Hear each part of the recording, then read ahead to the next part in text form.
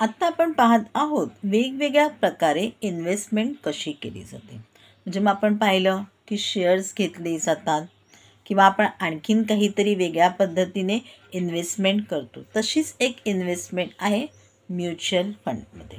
Mutual फंडमध्ये आपल्याला एक जी टर्म दिलेली आहे ती सगळ्यात महत्त्वाची आहे. आपण ज्यावेळेला म्युच्युअल फंड्स घेतो त्यावेळेला जसे शेअर्स आपण घेतो, मग 1 शेअर असतो, 2 शेअर्स असतात, 100 शेअर्स असतात, तसं इथे जेव्हा म्युच्युअल फंडमध्ये गोष्ट घेतो तिला युनिट असं म्हणतात. आणि युनिटची जी मार्केट व्हॅल्यू आहे ती आपल्याला दाखवते NAV. The market value of a unit is called NAV, net asset value.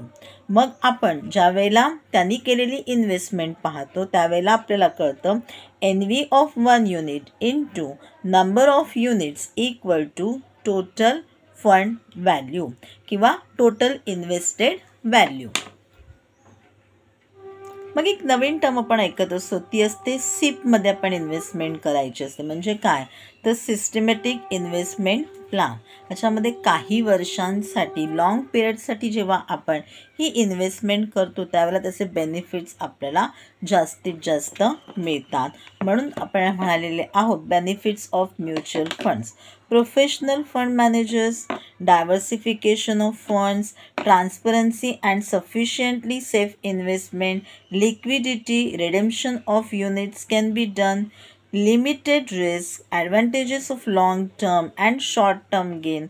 Investment in funds like ELSS are admissible for a deduction under section 80C of income tax.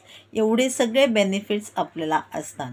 हे की आपल्याला परीक्षेला विचारत नाहीत. हे तुमच्या एक्स्ट्रा इन्फॉर्मेशनसाठी जनरल नॉलेजसाठी हे दिलेलं आहे. तर आता बघूया आपण प्रथमतः सॉल्व एक्झाम्पल्स त्याचे कसे आहेत. आता नवीन प्रकार त्याच्यामध्ये आलेला आहे mutual fund.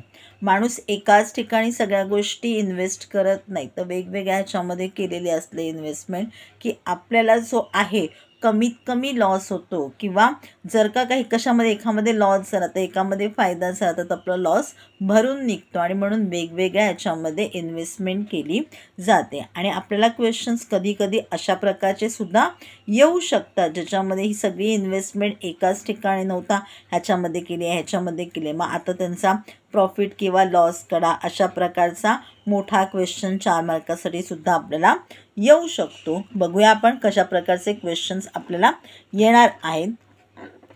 If the total value of the mutual fund scheme is rupees 200 crores and 8 crore units are issued, then find NAV of 1 unit. तिची आपल्याला मार्केट व्हॅल्यू शोधून काढायची आहे. किती इन्व्हेस्टमेंट केलेले आहे 200 क्रोर्स.